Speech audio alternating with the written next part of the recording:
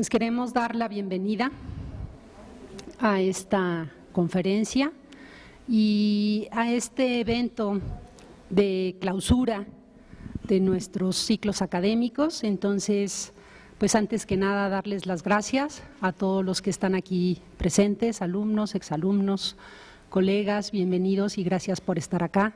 Germán, muchas gracias por tu participación. Doctor Hans Schütze, muchísimas gracias por estar acá.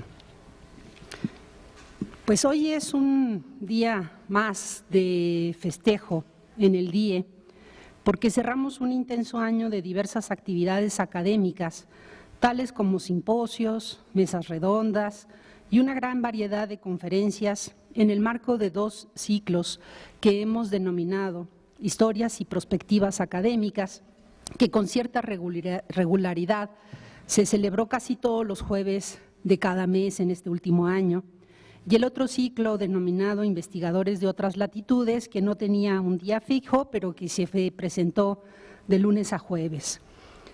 Aunque este día representa un festejo de clausura, ello no quiere decir que no seguiremos realizando actividades académicas en el marco de ciclos de conferencias como estos. Nuestro compromiso con la comunidad educativa es dar continuidad a la realización de este tipo de eventos y estoy segura de que así lo seguiremos haciendo. La iniciativa de haber promovido la realización de ambos ciclos confirman, reafirman, ratifican y sobre todo fortalece el planteamiento de algunas metas y objetivos de nuestra vida académica. Pero ¿cuáles son o han sido las metas que el DIE se ha planteado a lo largo de estos 40 años de existencia, que fue justamente la iniciativa de celebrar nuestro aniversario con estos ciclos? Nuestra misión como DIE ha sido generar investigación interdisciplinaria básica, aplicada y de desarrollo, con el propósito de conocer y mejorar la educación, formar recursos humanos que contribuyan al avance del conocimiento y la educación en los ámbitos local, regional, nacional e internacional. Nuestra misión también ha sido colaborar en el diseño y la aplicación de innovaciones educativas en apoyo a la práctica docente y políticas públicas nacionales e internacionales. También participar en organismos y redes internacionales del campo educativo y en los procesos de toma de decisiones sobre educación y, sobre todo, divulgar el conocimiento educativo. Los ciclos que hoy se cierran dan cuenta en gran medida de nuestro quehacer cotidiano, que nuestro quehacer cotidiano va en buen camino y concordancia hacia la intención de cumplir con nuestra misión. Sin pretensión de hacer una exhaustiva reseña de cada una de las actividades llevadas a cabo en el último año, quisiera únicamente hacer una síntesis de lo ocurrido en ambos ciclos, ya que el éxito con el que concluimos esta serie de actividades muestra con claridad una de nuestras fortalezas: difundir el conocimiento. Con respecto al ciclo de Historias y Prospectivas Académicas, nos planteamos como objetivo hablar del pasado y del futuro de la investigación educativa, con el fin de hacer justamente un balance del estado actual de los estudios sobre educación, a partir de hacer un análisis sobre las condiciones científicas, sociales y educativas de una realidad vigente para tomar medidas y para poder estar en mejores condiciones de anticiparse a efectuar acciones firmes y exitosas en el presente. Desde un análisis de las contribuciones del DIE a la investigación y a la política educativa en el contexto del CINVESTAB, de las contribuciones a la antropología de la educación desde el DIE, así como de las contribuciones del DIE al campo de investigación de la educación superior, hasta reflexiones en torno a temas de investigación como los estudiantes y los jóvenes, las instituciones, política y actores en las relaciones entre la educación y el trabajo, grupos científicos, procesos de adquisición de la lengua escrita y las TICs, procesos socioculturales en la docencia y la formación de maestros, didáctica de las matemáticas, migración, etnicidad y aspectos antropológicos sobre desigualdad educativa, enseñanza de las ciencias sociales. Desde este análisis de las contribuciones y las reflexiones sobre estos temas, El grupo de las historiadoras del DIE nos enseñó, en el contexto de una mesa redonda celebrada en mayo del año pasado, a dialogar entre al menos 2 generaciones de investigadoras del DIE, mostrándonos cómo se escribe la historia de las historias que escriben sus investigadores.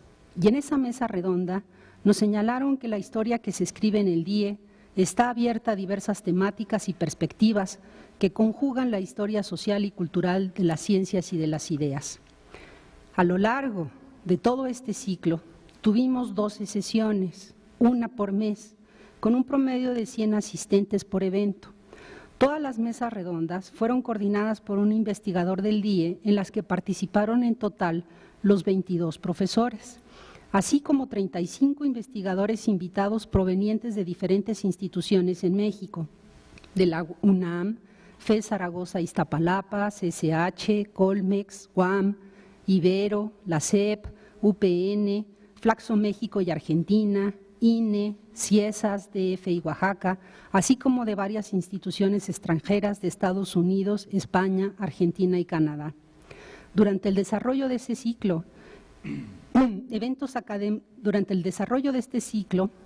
de estos eventos académicos, dimos cuenta, estimadas historiadoras, de que esa historia que se escribe en el DIE aún sigue abierta. Con respecto al otro ciclo que denominamos investigadores de otras latitudes, el propósito de ese ciclo inicialmente fue celebrar nuestro 40 aniversario, inventando a investigadores, tal como dice su título, de otras latitudes, y así lo cumplimos. La diversidad de temáticas tratadas en ese ciclo de conferencias refleja también la diversidad de líneas de investigación que se desarrollan en el DIE, así como nuestra capacidad de convocatoria para que profesores de distintas instituciones de otras latitudes aceptaran nuestra invitación. Tuvimos también 12 sesiones, aproximadamente una por mes, con un promedio de 90 asistentes por evento. Todas las conferencias fueron coordinadas por un investigador del DIE. De este modo, contamos con la participación de 12 profesores e investigadores provenientes de diferentes instituciones del extranjero, de Alemania, de Estados Unidos, de Francia, Canadá, Chile y Argentina. En correspondencia con esta intención de analizar historias y perspectivas de la vida académica en el ámbito educativo, así como de generar espacios de intercambio y discusión académica entre investigadores de otras latitudes, el DIE da cuenta de la responsabilidad que asume hacia el futuro, celebrando su 40 aniversario, comprometiéndose hoy y hacia adelante, básicamente con nuestra visión. Consolidar el liderazgo en el campo educativo, consolidar nuestras líneas de investigación y aplicación del conocimiento, impulsar nuevas prácticas de producción, apreciación y difusión del trabajo académico, reforzar la presencia nacional e internacional de sus programas de posgrado y sobre todo ampliar el debate público sobre educación, impulsando la realización de foros de discusión interdisciplinarios, tal como lo evidenció la puesta en marcha de este par de ciclos. Quiero particularmente agradecer a María de Ibarrola, que como actual coordinadora de difusión ha mostrado un gran compromiso y apreciable entusiasmo a lo largo de este año en que celebramos nuestro 40 aniversario, y sobre todo a los 22 investigadores del DIE que han participado con empeño y constancia en la organización de esta serie de actividades. Del mismo modo, agradezco a todos los auxiliares, secretarias y personal de apoyo que hicieron posible la buena consecución y éxito de cada uno de los eventos. En el DIE hay investigadores que estudian trayectorias diversas, de intelectuales y científicos y las culturas magisteriales, hasta la conformación de las ideas y las prácticas sobre raza y etnicidad, sexo y género, ciudadanía, lectura y escritura, didáctica de las matemáticas, población escolar e infancia, tanto en el aula como en otros espacios de conocimiento. Todos y cada uno de los profesores tienen formaciones disciplinarias muy distintas, pero a la vez me honra decir que todos nos identificamos al coincidir en tener la misma preocupación por comprender la educación, la ciencia y el conocimiento dentro y fuera de las instituciones mexicanas y del extranjero. Gracias sobre todo a este público que nos acompañó durante todo el último año y en espera de seguir contando con su presencia, reitero nuestro agradecimiento, pasando a la conferencia que hoy nos dictará el doctor Hans Schütz. Muchas gracias nuevamente por su asistencia, le damos la bienvenida y los esperamos al final de esta conferencia para que nos acompañen a tomar un vino de honor con nosotros. Muchísimas gracias. Le doy la palabra a Germán. Muchas gracias, Alejandra, por tus cálidas palabras que nos hacen sentir más entusiasmados y contentos de lo que ya estamos.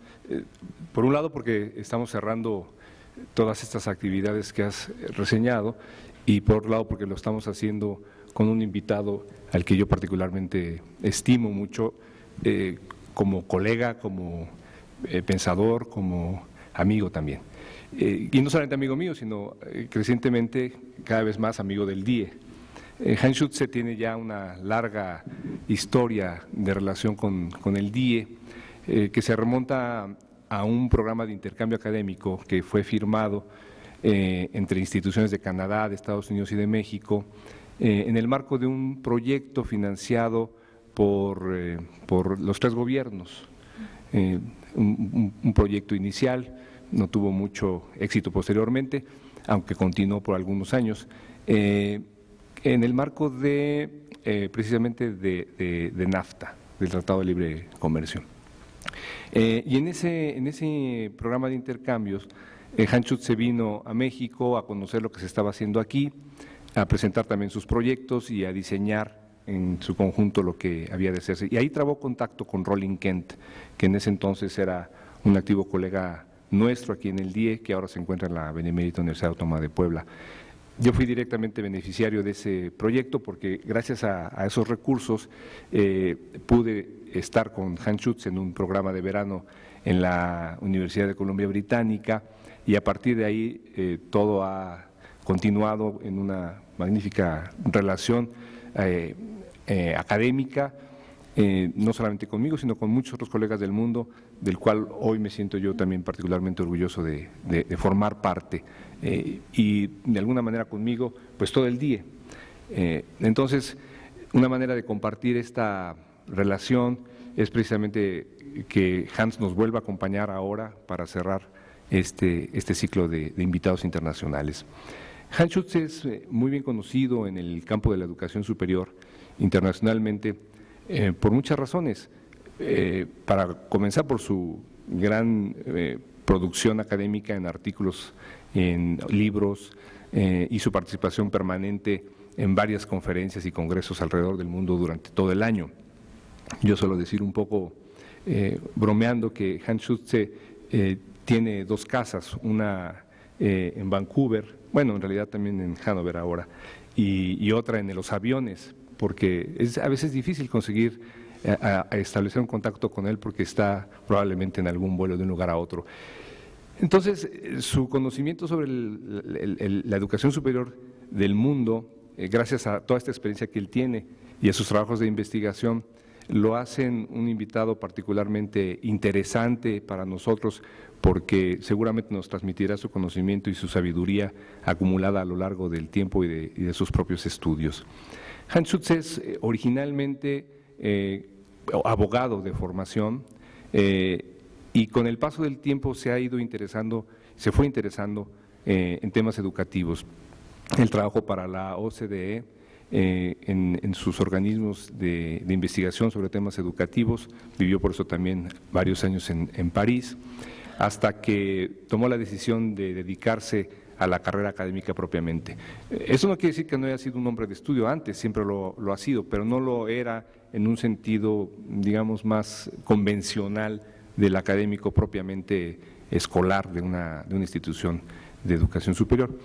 Y fue a la Universidad de Columbia Británica precisamente a radicar como profesor de tiempo completo, desde donde ha desarrollado una espléndida carrera académica.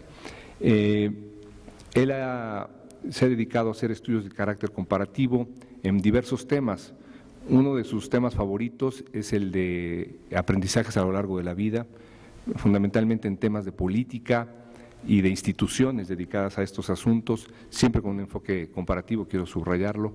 Se ha dedicado también a estudiar temas de estudiantes dentro de este otro gran tema de lifelong learning. Se ha dedicado también a tocar temas como el que nos va a platicar el día de hoy sobre los cambios en los gobiernos o en la gobernanza de los sistemas y de las instituciones. Ha incursionado también en temas sobre transferencia de conocimiento de instituciones de educación superior hacia empresas y comunidades. Desarrolla una activa participación en un organismo que, desde mi punto de vista, crecientemente adquiere importancia, que es Pascal Observatory. No hay que perder la pista a esta organización, que se ha encargado de desarrollar trabajos tanto de consultoría como de investigación en el tema de la vinculación de las instituciones con sus entornos comunitarios, empresariales, etcétera. Sí, en resumidas cuentas, Hans Schütze posee una amplia experiencia en el campo de la educación superior en diversos temas. La tiene desde un enfoque comparativo, por supuesto, conoce directamente por sus trabajos de investigación y por sus viajes muchos países y muchas instituciones, y subrayo, insisto, en que es para mí todo un honor contar con su presencia para que nos transmita parte de este conocimiento y de su sabiduría también. Hans Schütze, muchas gracias por estar con nosotros. Aprecio realmente, insisto en decirlo, tu presencia aquí y ojalá que todos ustedes encuentren interesante la plática del doctor Schütze, yo estoy seguro que sí. Bueno, sin más preámbulo, Hans Schütze, es tu turno. Muchas gracias por estar con nosotros. Thanks very much, Dr. Pellicer Ugalde, Herman Alvarez Mendiola, for the kind words of introduction. It's always a little problem to live up to these words of introduction, and I'll try my very best. So I have changed a little bit the title, which the title you got here is University Governance Reform, the Drivers and the Driven. I've taken one word out. Los impulsadores y los impulsados. Saqué la palabra gobierno. Pensé que para ustedes tal vez sería más interesante tener un resumen de las reformas en términos generales y en particular las reformas en las universidades en las últimas décadas. En los últimos 50 años ha habido cambios profundos en la educación superior y sobre todo en las universidades. Dichos cambios, en conjunto, muchas personas lo dicen, son más fundamentales que los cambios desde que se establecieron las primeras universidades hace unos 750 años. Y algunos dicen que las universidades están en crisis, han sido secuestrados por las fuerzas neoliberales y son solamente una sombra de lo que eran antaño o de lo que deberían de ser. ¿Qué ha cambiado? Saben, muchos de esos cambios los conocen, lo resumo rápidamente y voy a ordenarlos. El primer cambio más obvio es la masificación de la educación superior, la explosión del número de estudiantes de las instituciones, de investigadores y profesores académicos y también de instituciones que no son de educación superior, iniciando en los Estados Unidos en los años 60 con los colegios comunitarios. A la vez ha habido una diversificación del sistema. Hay distintos tipos de instituciones y programas de educación superior, varios puntos de entrada y de salida en este tipo de programas y muchos tipos de universidades. La globalización, todo el mundo habla de esto, y a veces la diferenciación entre globalización e internacionalización es un poco confusa. Yo digo globalización para describir la extensión de los mercados y de la competencia en todo el mundo. La educación en este mundo se ha convertido en un servicio negociable bajo las reglas del Acuerdo General sobre el Comercio de Servicios, el AGCS, o GATS en inglés. Entonces la educación no es lo que yo pienso, algo especial de una cultura que se pasa de una generación a la siguiente, sino se ha convertido en un servicio negociable o comercializable, y hay proveedores internacionales que dan servicios educativos en distintos países y no solo los propios. La clasificación internacional lo dice, hay tablas de las ligas o universidades de clase mundial, todo el mundo habla de ellas, pero nadie sabe realmente lo que son. Pero para la clasificación internacional es muy importante que estés en la lista entre los primeros 150 o tal vez los primeros 10. La internacionalización es un poco diferente, es más específica en el sentido en que yo la utilizo para la educación. Entonces hay varios fenómenos. Uno es la recopilación de datos comparativos en el campo de la educación que son utilizados para la comparación de los sistemas educativos en general o de instituciones en particular. Todo el mundo hoy en día, creo que en México también, conoce, sabe que los estudiantes finlandeses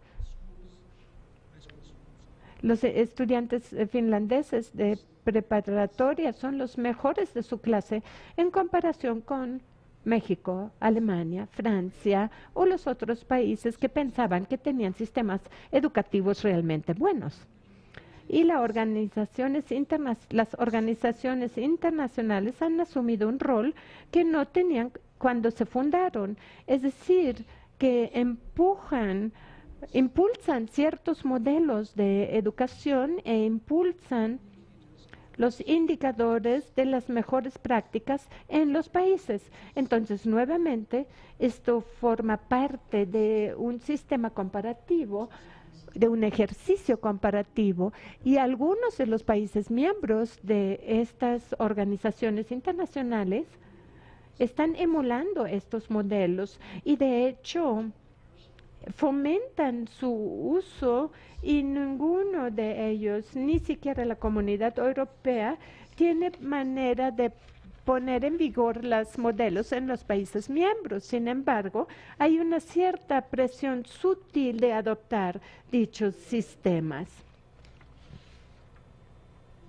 Otro indicador de la internacionalización, tal vez tan visible aquí en México como lo es en Canadá y en los Estados Unidos, es el incremento de los estudiantes internacionales que proceden de otros países para realizar sus estudios o parte de ellos en un país anfitrión, en otro país.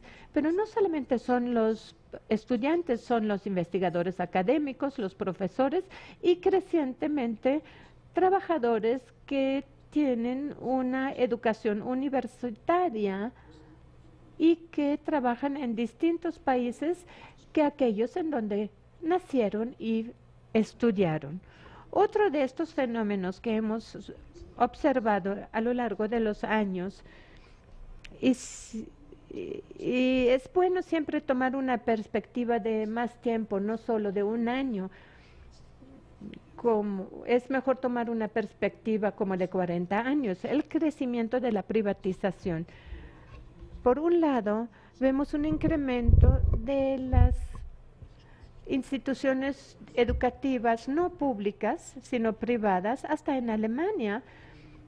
Y los países escandinavos anteriormente no tenían universidades privadas y han surgido por doquier.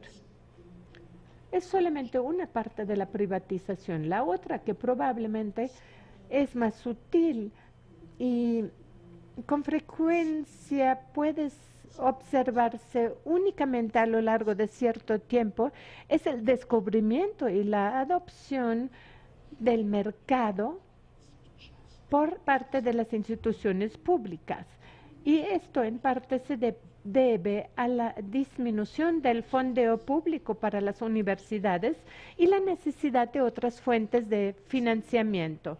Cuando hablamos de la disminución, no me refiero en términos nominales, sino la disminución relativa debido a que el número de estudiantes ha crecido tanto y ninguna de las fuentes que buscan las universidades tienen ingresos por la comercialización de la investigación universitaria o de la enseñanza. Voy a regresar a ese tema más tarde. Este es el tema que quería tocar originalmente, nuevas formas de organización y gobierno que encajan como en este entorno cambiante en que se manejan las universidades y se operan. Hasta hay un término nuevo para la forma en particular en que las instituciones públicas se manejan. Es decir, la importación de mecanismos de gobierno y también mecanismos de control del sector corporativo privado. Hay muchísimos ejemplos de ese tipo de importación, de cero presupuesto hasta planeación estratégica, hasta el branding del nombre de la universidad, el uso del nombre de la universidad como marca.